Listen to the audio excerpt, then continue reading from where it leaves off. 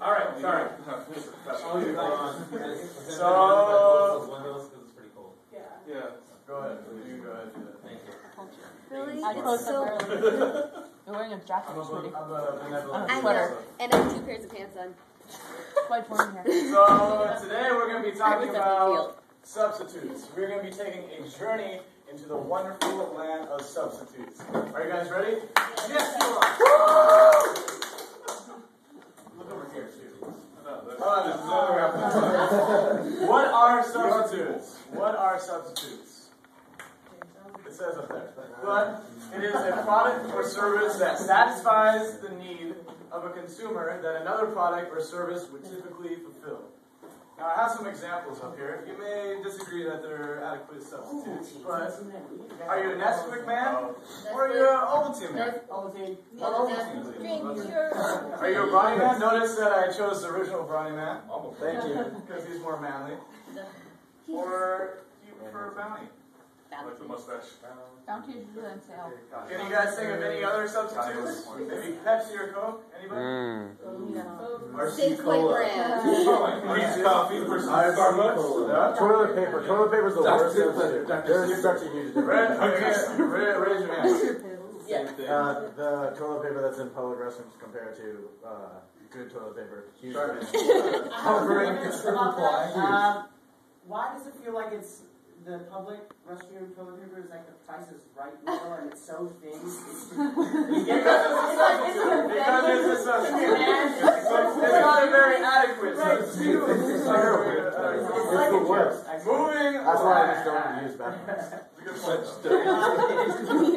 Another substitute. Entertainment. Are you a Star Trek man? Hopefully not. Or do you prefer Star Wars? For me, there is no substitute. I feel but like maybe for you there is. For you. No. Doesn't one go with the other? So there's 2 different kinds of substitutes. We have perfect substitutes, which you gain an equal amount of utility from consumption of either. And usually your main thing you're going to be focused on with this is price. I don't honestly care if the Crest has fire protection. I don't care if the Colgate has Max Fresh with breast strip. Whoa! I just care about the price. I'm going to go for the lowest costing toothpaste because I think they're all the same. As long as it leaves my mouth empty. Then there's imperfect substitutes. Price is not the sole factor in your decision making with imperfect substitutes. Preferences and the quality of the product also come into your decision making process. So here we have Captain Crunch and Crisp Crunch. Which one are you going to probably get? Captain Crunch. Probably Captain Crunch. I get Count Chocula. Yes, you buy the actual Count Chocula and not the knockoff. There's a stud on the left there. I get airplane stickers if I buy. So today, to demonstrate imperfect substitutes, in particular with cereal, we're going to have our expert taste tester, Brett Bauer, do a tasting.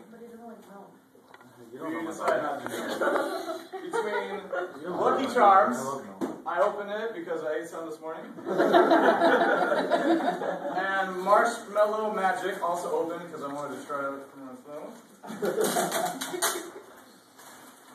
You're not I don't know if a bear would do it. Don't worry about it. If it spills, some of my homies. So you go ahead, come on, Brett. What they favorite because He's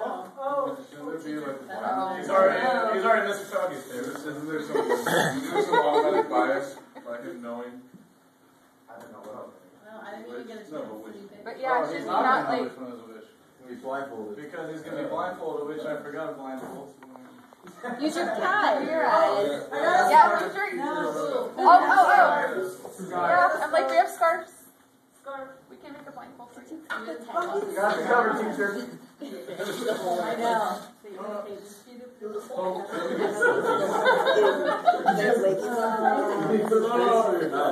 Some of the, you can look up here, the good friends that line up. Lucky Charms, magically delicious. They have Hard Stars, Fortunes. Cold Blooded Balloons, Hospital and Rainbow, and the Red Balloons. The price for the Lucky Charms was 21.8 cents per ounce. Really? And there's a content of 10 grams of awesomeness of sugar in the per serving. On the other hand, Marshmallow Magic, possibly magical. I don't know. It has some sort of shapes in here. I don't know what that is. I don't know what it is. It's a paintable mascot. It's not a school. But the price is 14.3 cents per ounce. And Debbie Thomas is online. And there's 13 grams of awesomeness per So you can get more awesomeness. Alright. So we're going to start with one of them. You can't tell. No, just open your mouth. You signed up for this. He's an expert. Open your mouth for the magical Due to the recent events at Penn State, Was that magical? Oh, come on. Oh, you're spilling it. Guide it in your mouth. There you go. There you go. oh yeah. Alright.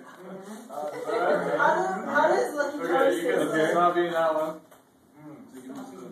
She's got some saltine. And here is the other one.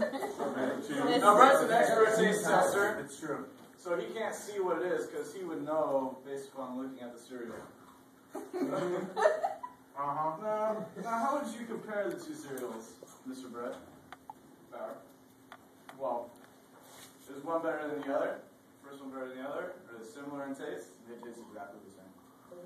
Ooh. I wasn't expecting that. All right, thank you. Thank you. Everybody, a round of applause.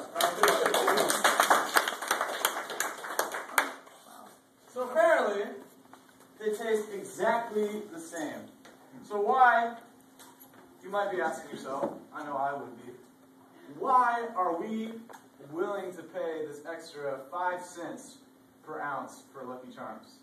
I wasn't asking a question, but go ahead. That's a rhetorical one. We're trying to label or like Branding, exactly. Brand, there you go. Thank you. I'll give you a round of applause for that. Should throw this off the chain. I know you should be throwing stuff at him. Branding. It's the process of creating and selling an image of a product to the consumer. Branding greatly affects your decision-making process because you're buying into the image that the producer creates for you. When you buy a Lexus or a Mercedes, you're not simply just buying that car, you're buying the image of the car and of you driving in it. So for Lucky Charms, you're buying into the fact that you think is magically delicious somehow. And his bigger marshmallows. So we got a quick commercial here. Hold on. What's going on?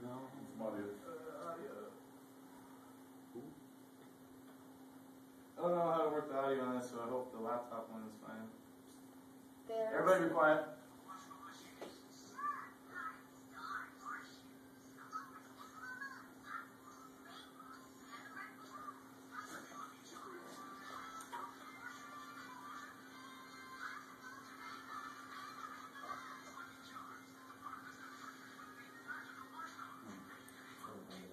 Can you name them? I think most of us can name them because we grow up in a society that perpetuates these commercials and advertising and branding.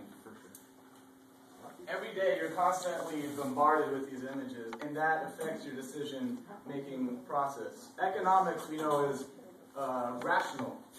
Your decisions are rational.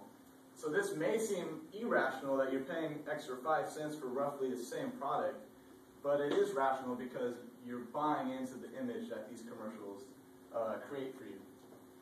You get an extra utility knowing that they're magically delicious. So branding goes to a whole other level where we can see with products like Windex. We don't call a glass cleaner. We hardly ever call it glass cleaner. It's always Windex. No matter what the brand is, it's Windex. Can you guys think of any other examples of this where the brand is the name of the Kleenex? Band-Aid. So jam down on it. You said it. Chapstick, that's a good one.